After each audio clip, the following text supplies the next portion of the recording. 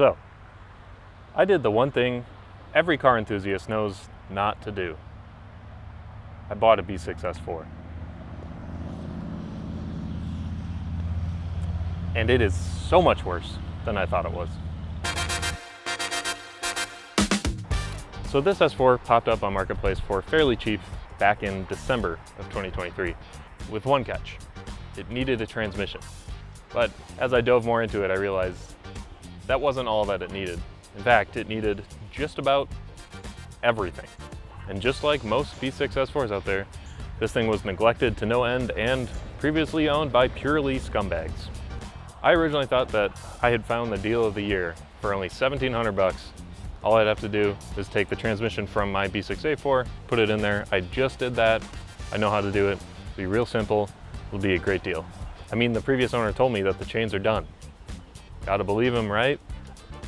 So, was I able to actually get this thing to run properly? Let's head back to the beginning.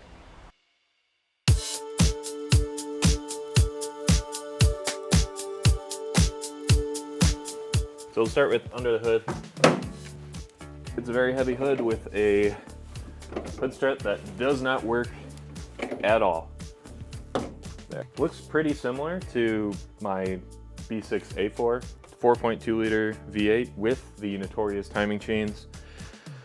And yeah, there's not really much to see outside of, what is this, O2 sensor? So I'm gonna have to do some archaeology, figure out what is missing and stuff, but by removing the engine, I'll be able to really get to learn about it and figure out what's missing. I need a transmission, which I have, and I need a clutch, and I need an exhaust.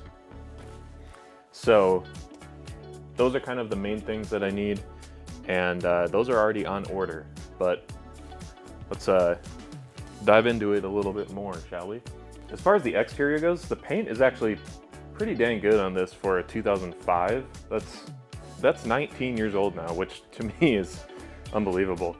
But the only issues I can see is there's some clear coat peeling in one spot on the hood. There's some pitting on the front bumper, as you'd expect from a car that's been driven. And there's a cracked taillight, but I know a place where I can get another taillight. And the rear bumper has some scratches and looks like it was repainted, but overall, pretty clean. So this is basically my first time underneath this car. So first off, looking down here, there is a clutch, and as I understand it, is a brand new clutch. However, looks like a stock flywheel, and I already have the transmission out.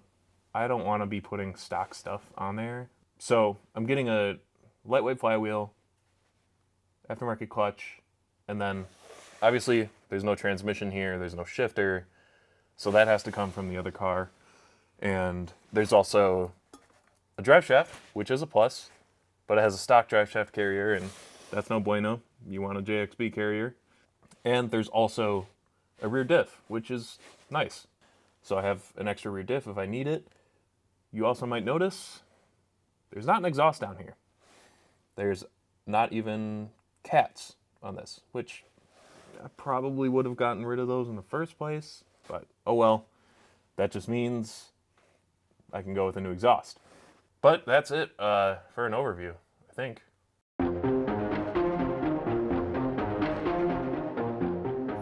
So at this point, you might be wondering, why? Why did I get this car? Well, if you're already a viewer of the channel, you know that I have a cheap 2004 A4 that I've modified a bit with hopes of autocrossing and tracking it.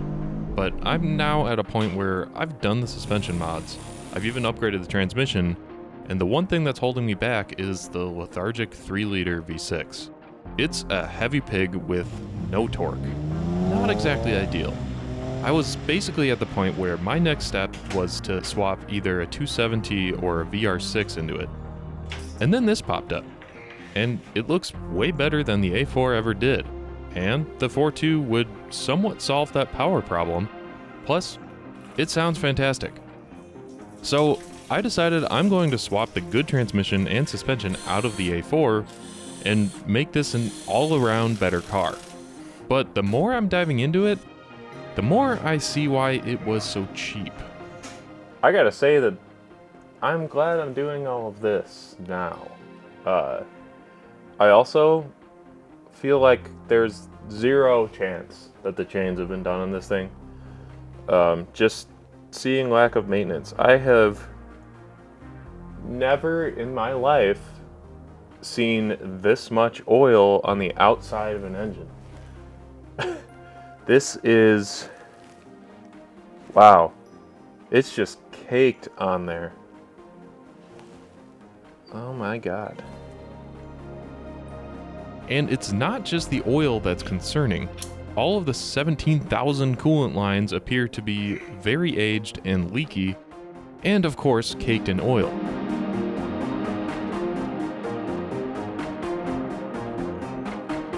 About half of the conduit on the wiring harness just disintegrates by touching it.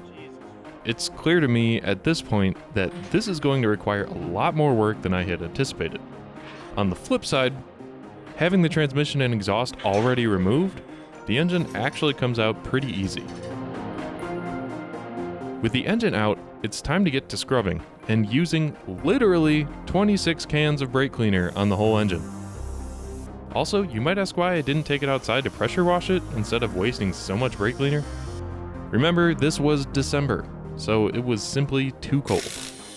Now, I probably could have gotten away with keeping some of this stuff on if I was okay with a mountain of oil on the engine, but this isn't the kind of stuff I want to do twice, and to be honest, I don't know a whole lot about this engine. This is how I learn. Take things apart, put them back together.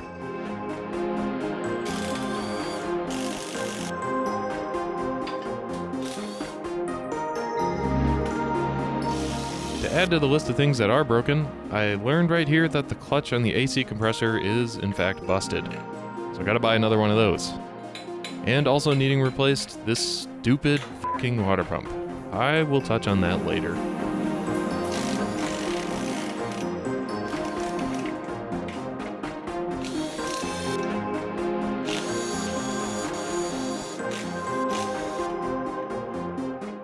And behind this big cover lies the most infamous timing chains. But getting under it requires a lot more disassembly.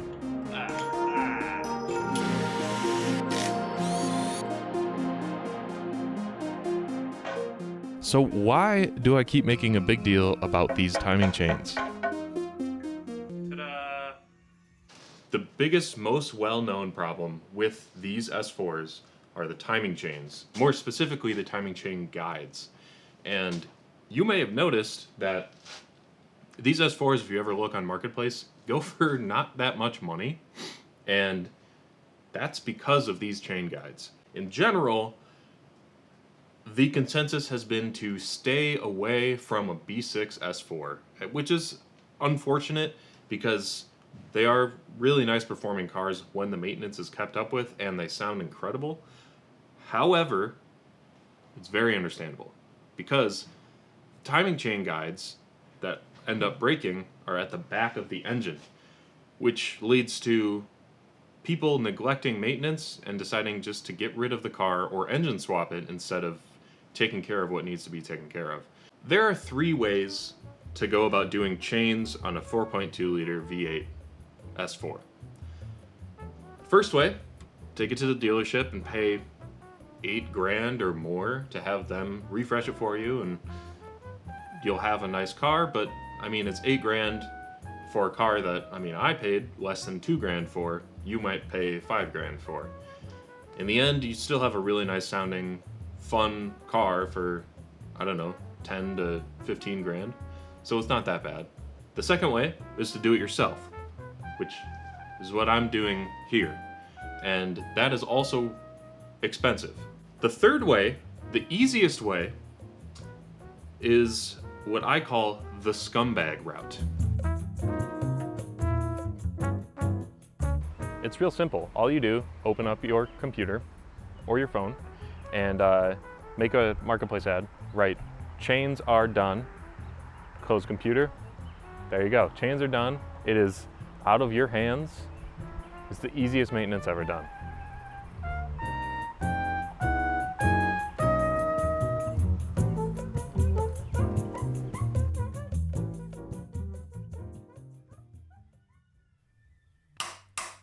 That's enough ranting for now. Once the engine's open like this, it's actually pretty easy to replace the chains, as long as you have the right tools.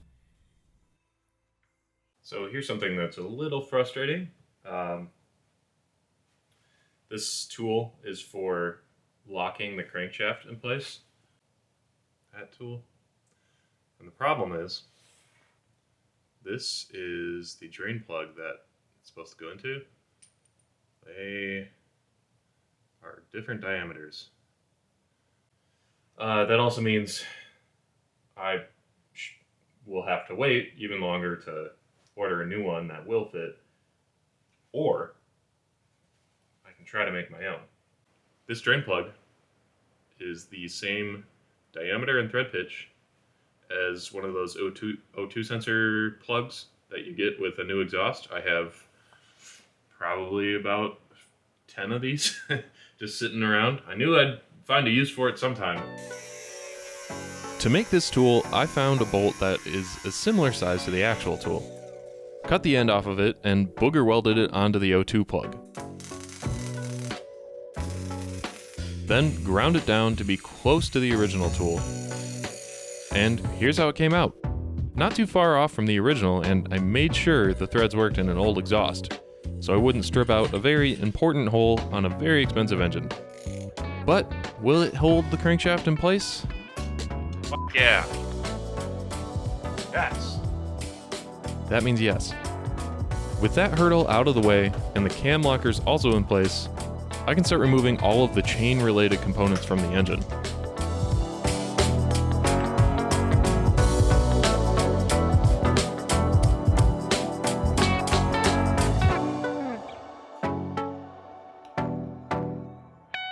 And it's really turning out to be a good thing that I'm doing this, because I've found my first broken chain guide. Right here. This is supposed to be one piece, not two. From what I've learned, this is one of the more common failure points in the timing area, and the engines can actually run for a while like this, but I am glad it's not going to anymore.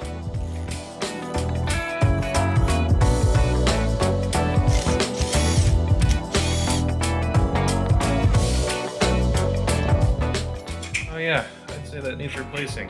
Holy shit. Look at all that.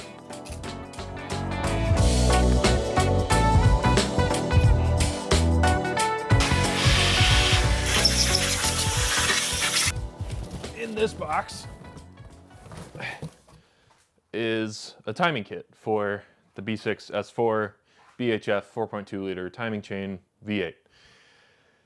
Well, some of it is in this box. Some of it is also in this box. And some of it is in a box over there.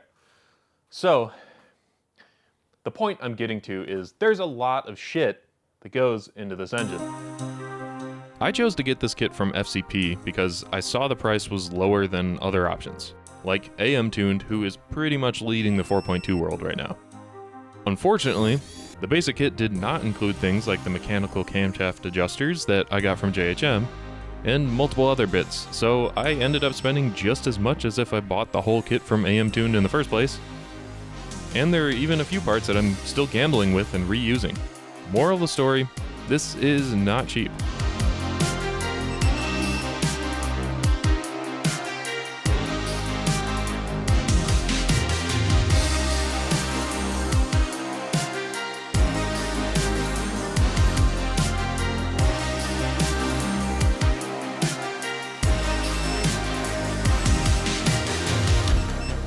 In the middle of the engine, I'm also replacing the oil pressure valves that are apparently another common problem on this engine.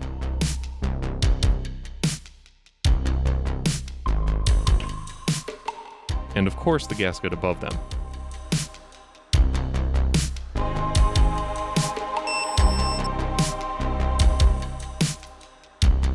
And to pretty up the engine bay a bit, I decided to clean up and paint the valve covers, which came out okay. I would have been better off just cleaning them. I really just hate painting. But the real star here is the new set of valve cover gaskets, which I think was the cause of all of the oil on the front of the engine. This will hopefully fix that, along with the 28 new bolts costing $10 each. Yikes. Around the rest of the engine, I'm also replacing all of the O-rings, gaskets, and hoses that I can. And to lighten up the load of the crankshaft, I'm also adding a JHM lightweight crank pulley held on with some JXB ARP hardware, along with JHM's auto tensioner upgrade. This paired with a lightweight flywheel and my Stage 3 clutch, also from JHM, should make the revs of this thing climb with ease.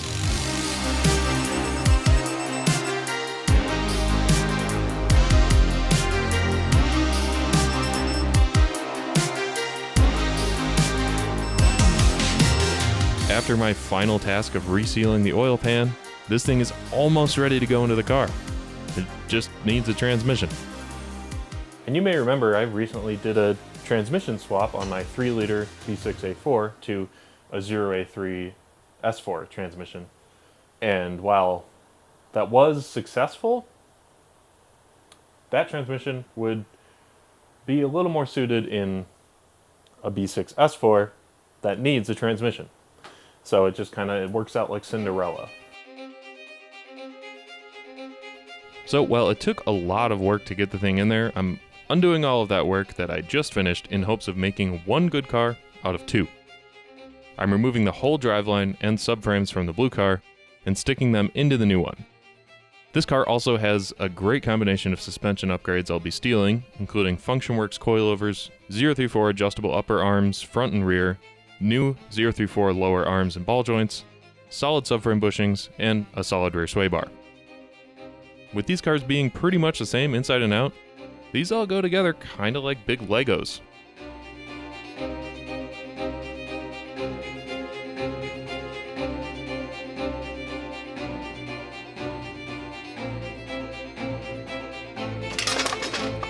There it goes.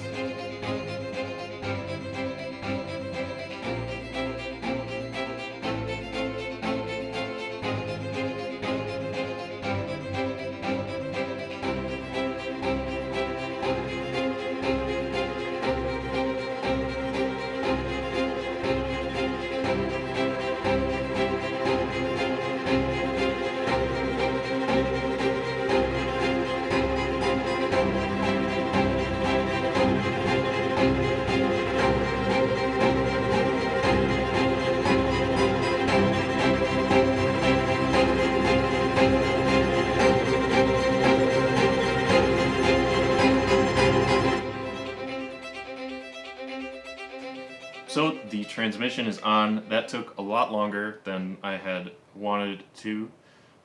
That's always like my least favorite part of any engine removal, is getting the transmission back on. It never seems to go well, and this one takes the cake for the most difficult. I had to get some extra help just to turn the crankshaft while I was fiddling with it. But it's on, so we have an S4 trans, or S4 engine with an S4 trans from a different S4 that was in an A4 that came out of an A4 and is now going back into an S4 by 0A3. I can confirm that the trans is good. I've driven with it, so that's good. I know that this slave cylinder works because I've used it, and that was the problem with this S4 in the first place. The guy thought the transmission was bad, thought I had a bad clutch, replaced both, turned out to be a slave. He unfortunately didn't really know that much about cars. I feel bad for him, but I got a decent car for cheap, and then not so cheap out of it. Anyway, this is all done. This took so long to do, but I've got all my goodies on the engine: lightweight flywheel, upgraded clutch, lightweight crank pulley, new tensioners, all new gaskets, new chains, new chain guides, the works. But the one thing I am most excited about on this whole build, this whole process, are these. Oh. These are long tube headers. So what I've got here are XS Power long tube headers, and yes, they are the cheapest set of headers I could find. Having received this car with no cats, downpipes, or any exhaust for that matter, I figured now is a great opportunity to make the engine breathe a little better and sound fantastic. However, being that they're the cheapest I could find, there are some slight fitment issues around the weird water-cooled alternator, requiring just a little massaging with a hammer and some heat. Luckily, it was an easy fix, and I can move on to squeezing this whole thing back into the car. Also, you might be asking why I'm not using heat wrap. The set actually came with it, but that's one of those forever debated things where it keeps the temperatures down, but causes exhaust to rust faster, and can also catch fluids and stink and smoke. So for now, I'm going without it, but I'll have it at the ready if I need it. So I've ran into a couple of issues. For one, I just learned that the B6A4 mounts do not work with the B6S4. I made an assumption, and it was not correct, because, where are they? These aftermarket mounts from 034, they are probably at least half an inch taller than the OEM S4 mounts. And when I looked into it a little more, people were saying, yes, they'll fit, but they aren't the right height, and that can change the geometry of where the drive shaft connects and all that. So not a good idea to run the wrong mounts on a car. So that's one thing. I've also been running into an issue of the subframe doesn't seem to fit well. This whole engine transmission combo is just resting on the subframe, and it did that with the taller mounts and especially with these ones. In fact, this is all the way down, there's no tension on this, and it's still, there's space in between the mount and the engine, and that's no good. So the only solution I can think of is to take out the aftermarket subframe and unmodify the car, put the stock subframe on. I can now confirm that they are not the same, and in fact, the 3-liter subframe will not work on the S4, and here's why. You can see, this is hard to show on camera, but so the bottom one here is the 3-liter subframe, and you can see it just has the smooth curve that goes right here. The 4.2 has this steeper curve that goes here. There's a notch, and then it's flat, and it does the same thing on the other side. Right here, I think there are actually some marks from it. Yeah, like right here-ish. I was actually stuck. The transmission was sitting on the subframe. So, as much as it hurts me, I do have to go backwards and not put the solid bushings on the car. I was a real big fan of those. But, yeah, I think if I end up wanting to keep this car, if I want to use it long term, I'll probably upgrade to an aftermarket subframe, which are aluminum and lightweight. I think they're aluminum, but they're lightweight and much better shape than these. The good thing about going back to this one is it is slightly in better shape than this one, and they're both rusty, but that one, the S4 one, was covered in oil for a lot longer, so it preserved the metal and paint, while the other one had a correct amount of oil, which is none, and rusted faster. So at least it was worth taking the subframe out and taking the engine back out. But now I'll put that in, and it should fit.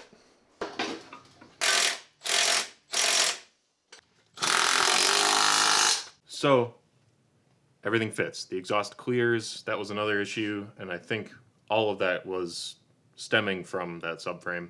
the engine sitting on there and then sitting too high on the old engine mounts. So all that's good. So now I have the rear subframe in, front subframe is now in, and engine trans, rear diff, all that's in. So now I have to do the drive shaft. But this car doesn't have any of the heat shielding that's supposed to come with, so I'm going to steal that from the old car, put that in this one, and then time for a drive shaft with my JXB carrier, of course, and just keep on putting stuff back together until I can't anymore. We're almost there. Almost there.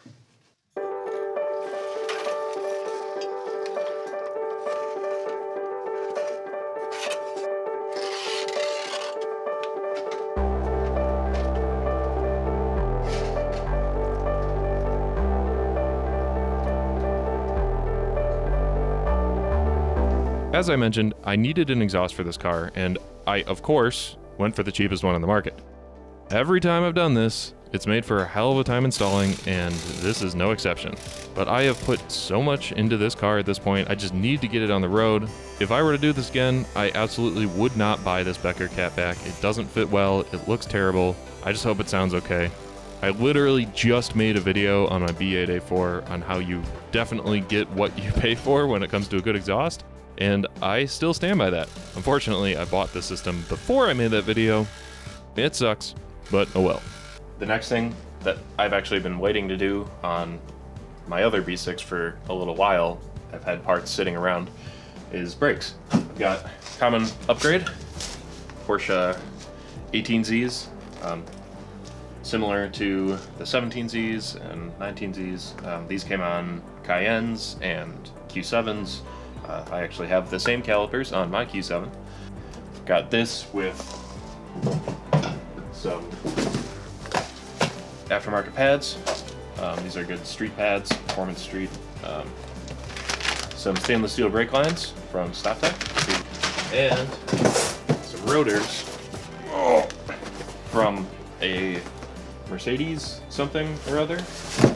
The only problem with these is they are a millimeter too small in diameter to fit under this hub. So you need to get a machine down, take them to the machine shop. So that's definitely what I'm gonna do. Gonna take it to my local machine shop and machine it down. So it'll be real quick, very local. Okay, that was fast. I'm back from the machine shop.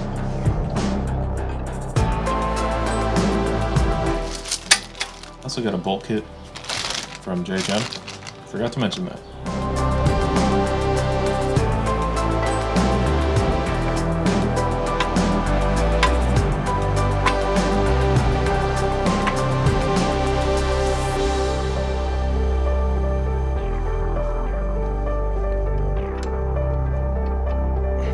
I also got new rotors and pads for the rear, but before I do that, I need to replace both rear wheel bearings. They are toast.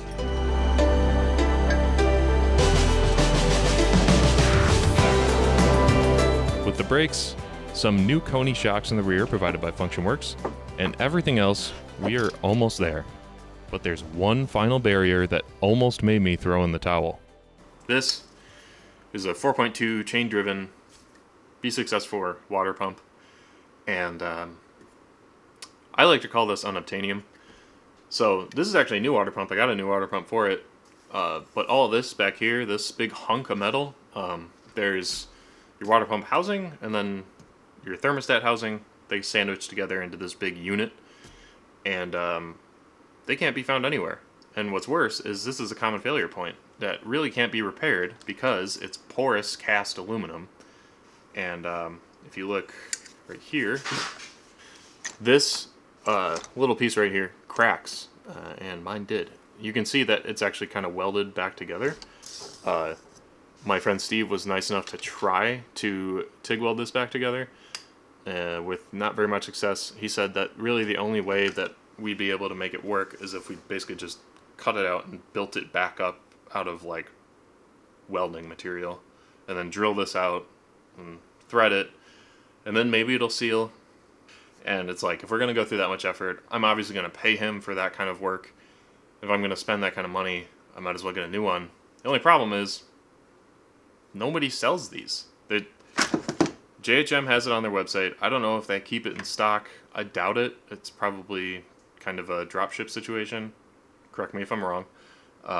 And some of the dealership websites that sell OEM parts also had one listed, but I actually messaged one of them asking their availability on it because it looked like it was in stock, and they said, nope, that has to be custom made in Germany with no ETA.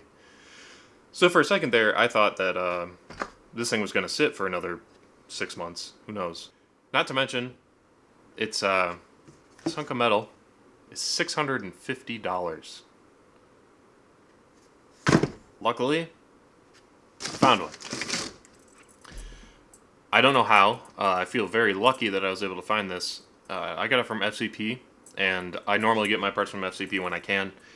They didn't have it listed in stock for who knows how long. Like, I checked pretty often to see if it was in stock. It said back ordered temporary or indefinitely, I think, something like that. And then last week I just Googled this again to see if there's another place I could find it, and FCP had it in stock, so I ordered it. $650 later, here it is. So, let's get the water pump on, stop complaining, and let's get this thing going.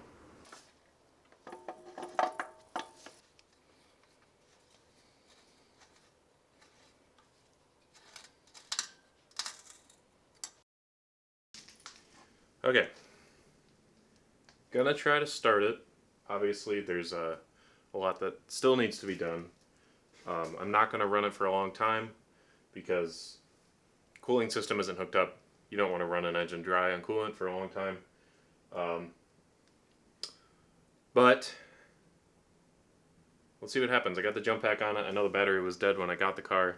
If that doesn't work, take the battery from the other car. But let's see, it should hopefully work. There's a lot of stuff that isn't plugged in, so it may not like that.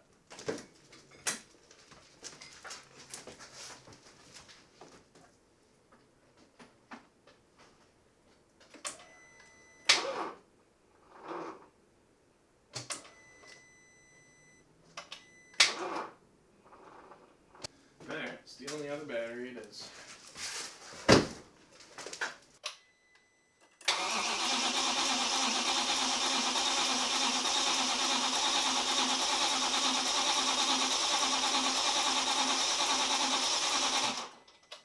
So, you just heard it cranking. You obviously didn't hear it start. So, we have things to work on. When it was cranking, it just it took me back to when I was first trying to get my B8 A4 started. When I built that the first time, it turned out that the trigger wheel on the crankshaft was bent from shipping, and the crank sensor wasn't working because it wasn't catching. So, also, I think that crank sensor was bad because when I took it out, it came apart. So I thought about that, and then I remembered, I don't think I put the crank sensor into this transmission. And that's true. So, luckily, I have an extra, and it should work. It looks a little rough, but it worked on the other car, and it worked with this transmission, so it should work. Unfortunately, fortunately too, there's 3 wires in the car. They're the only ones that are unaccounted for. I could not figure out what they went to, and I figured the more I put stuff together, I'll figure out what they're for. Turns out, they're for the crank sensor, and when the trans was pulled the first time from the previous owner, they did not disconnect the crank sensor, and just ripped it off of the pigtails, and I'm left with that. So I don't have the other side to this plug, and while I have amassed quite a collection of used and unusable plugs from many B8s, none of them work with this. So unfortunately, I had to cut off the pigtail from my donor car, my B6 A4, but I'm going to order a new one of these, maybe two, just to make sure that I have both bases covered. This one's in a little bit rough shape, so I might just butt connect it now, and then when I get the new one, I'll solder it, and maybe put a new one on both cars. But this will tell me if not having a crank sensor won't let a car turn on. It's kind of a no-brainer. But yeah, I just got to get this connected, and then we'll give it another try.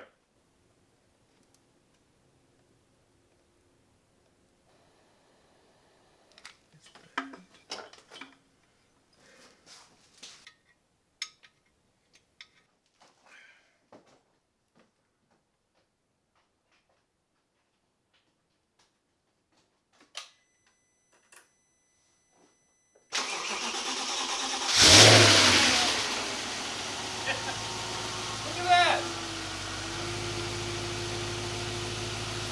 No way! It hardly skipped a beat!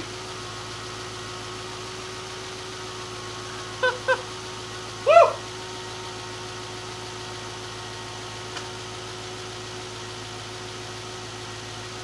Fuck yeah!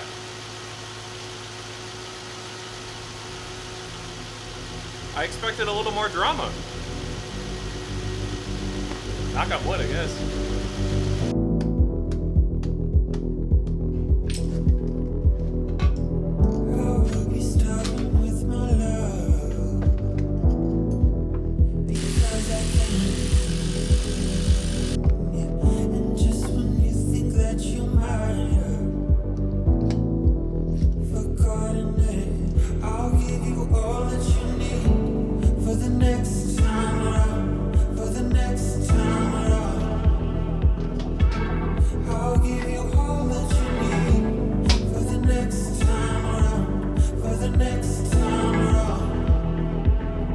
And to finish things off, probably the biggest flex of this whole project, some 3-piece HRE wheels.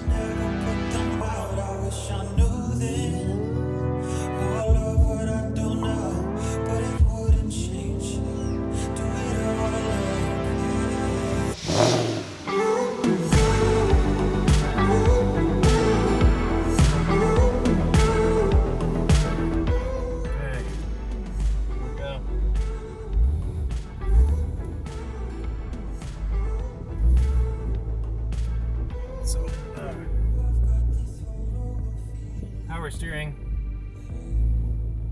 does not work.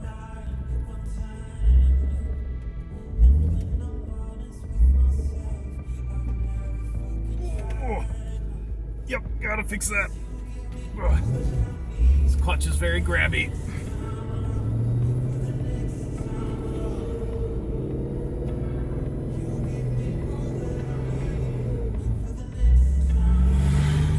Brakes could use some more bleeding, that's for sure.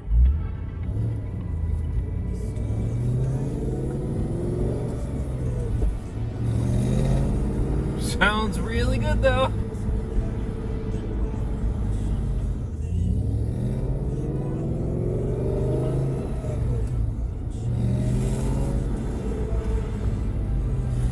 I've never bled a power steering system, but I think that is something that needs to be done.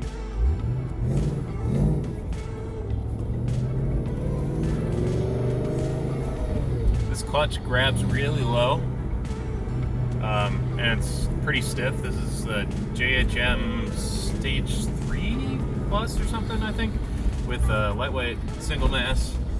I don't really hear a lot of chatter, which is surprising with the single mass lightweight flywheel, but the lightweightness will help with revving.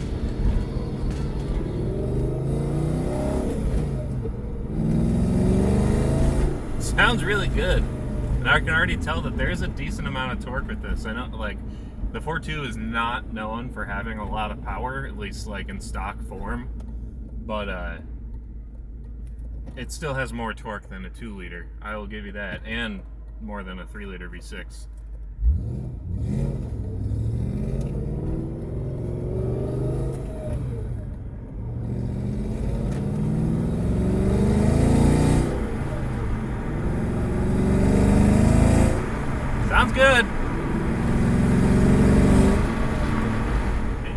I can't do too much aggressive driving, at least like no launches, that kind of stuff, because this is a brand new clutch, brand new flywheel. So I do need to break it in. I think 300 miles was the recommended on JHM's website. But I can still have a little fun.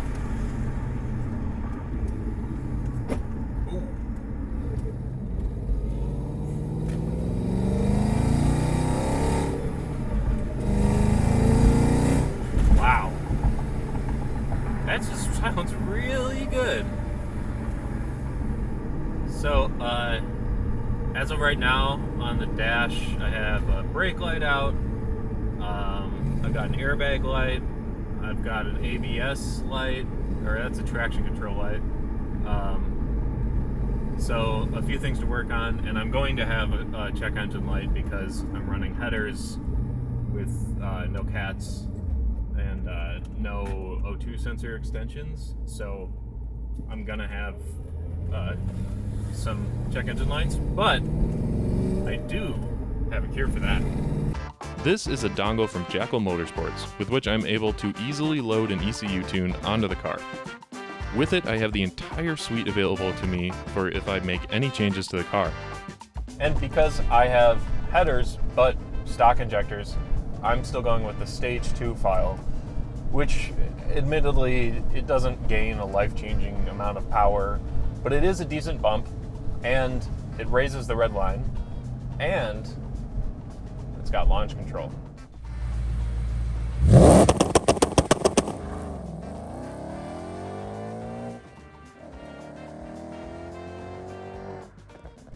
Yep, I am that guy now. And with the flip of a cruise control switch, I've got a crackle tune. And it is hilarious. And I can be that guy. I don't want to be that guy. Well, sometimes. It is pretty entertaining.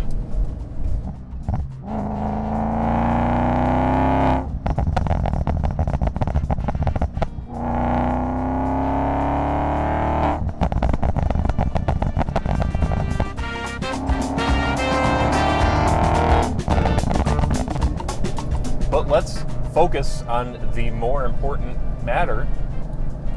The car is running and driving quite well. I've got about a little over 1,000 miles on it now, ever since I got it back on the road. And after I bled this power steering system and re-bled the brakes, it's been relatively worry-free. It's unbelievable to me, but it's been great. And I gotta think, like, all of that work, I did sort of turn back the life clock on this thing a little bit and gave it a few more years, and it made it to 160,000 miles in the terrible condition it was when I got it. So I'd like to think now it'll make quite a few more. There's a lot of new stuff underneath this car, and it feels great. So the car is done, pretty much. At least up to my standards. It still needs a few things, like glove box is broken, trunk latch is broken, it's filthy in there, just typical B6 things. But for the most part, everything that we did worked, and the car is running quite well. But let's review everything that we had to do, because it was a lot. It was a terabyte worth of H.265 footage for my camera nerds out there. But I have a list. So, what did I do? I removed the engine. I cleaned off 15 metric tons of caked on oil off the front of the engine. I replaced the chains, guides, cam adjuster, oil pressure valves, PCV gasket, all of the seals related to the chains, the rear main seal, clutch, flywheel, lightweight crank pulley, a serpentine belt, and upgraded tensioner. New spark plugs, surprisingly not coil packs. They actually work fine. The AC compressor, most of the coolant hoses. I painted the valve covers, which was a waste of my time, and to replace the valve cover gasket and the very expensive bolts that go with it. I had to replace the world's most expensive water pump, long tube headers, and a new exhaust. I swapped over the front and rear subframes, engine mounts, coilovers, control arms. I replaced the rear shocks, and I swapped the front subframe back out put the old one back in because I'm dumb. I replaced both primary O2 sensors, upgraded the front brakes to 6-piston 18Z Brembo calipers with bigger rotors, upgraded pads all around, and rear rotors, rear wheel bearings. Off camera, I had to do a few things. I ended up replacing both inner and outer tie rods, the slave cylinder, the driver taillight, the clutch switch under the dash, loaded a Jackal Stage 2 tune, got new wheels and tires. Oh, and to replace the transmission. The one thing that the car needed. Almost forgot.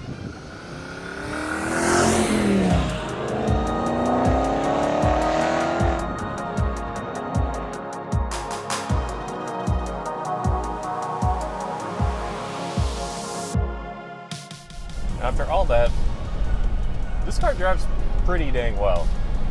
I would hope so after all that work, but it corners smoothly, it drives smoothly, it's fun. But again, why? Why did I do this? Why would I do this to myself? And honestly, outside of just making a better version of a car I already had, I wanted another project, and I saw this as a challenge. Everybody always talks about how the V6 S4 is just such a dumpster fire, and of course, I took that as a challenge. And yeah, they're unreliable. I will agree with that. But I have noticed everybody that has one of these tends to stay into V6 S4s for a long period of time. So they form an attachment. There's something about them, and I think I get it. And again, I agree that they're unreliable, but this thing made it to 160,000 miles in the terrible condition it was when I got it. And supposedly the only thing that was wrong was a bad slave cylinder. So, I mean, yeah, they're unreliable, but they can last a while. And then there's the sound. I obviously have put plenty of emphasis on this throughout this whole video, and part of the reason I've made such a big deal out of that is I've never really had a good sounding car. Four cylinders have their place, and I think they can sound good. I think my B884 sounds as good as it possibly can, but I've never had something that is like universally sounds good. And there is not very much that can match the sound of a naturally aspirated German V8.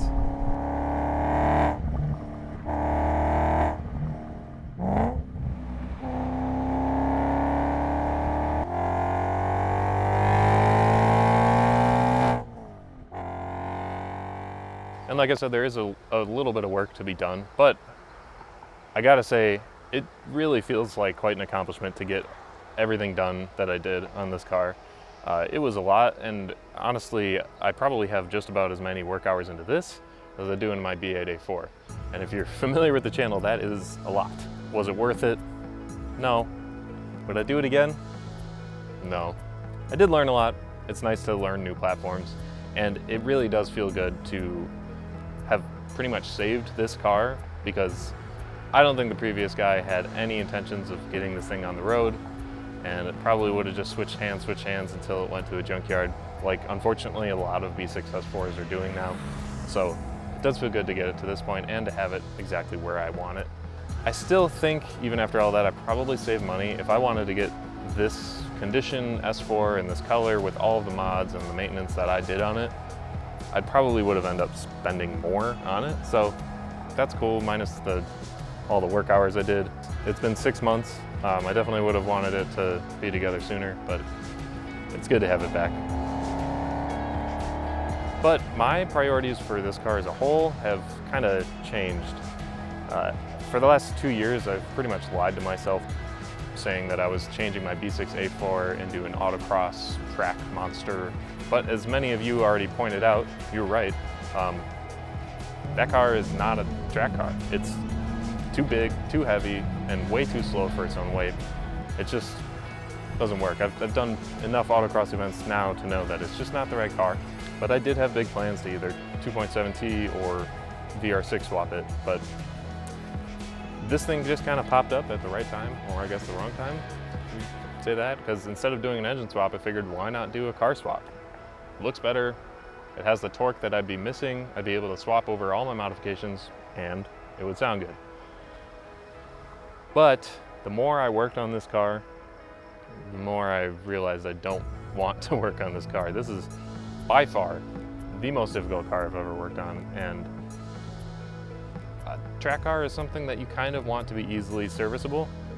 That's not this. I am, to be honest, terrified of things going wrong on this car now because I don't want to work on it. And that is probably a big reason why these things get neglected so much, is because they are so difficult to work on.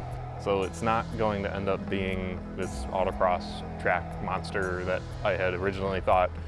That's okay. I'll probably take it to a couple autocrosses and track days, but I mean, it's a fun car to drive on the street. So I accomplished something there. And I gotta say, it looks really good. So after all this, what did we learn? Well, for one, if somebody says that a car only needs one thing, it does not only need one thing. It might even be two, or a dozen, or more than that. We've learned that there is no limit to the amount of oil that can make its way outside of an engine, and that a water pump can cost as much as a car, a cheap car. But most of all, we've learned that you probably just shouldn't buy a B6S Ford. Oops. Thanks for watching.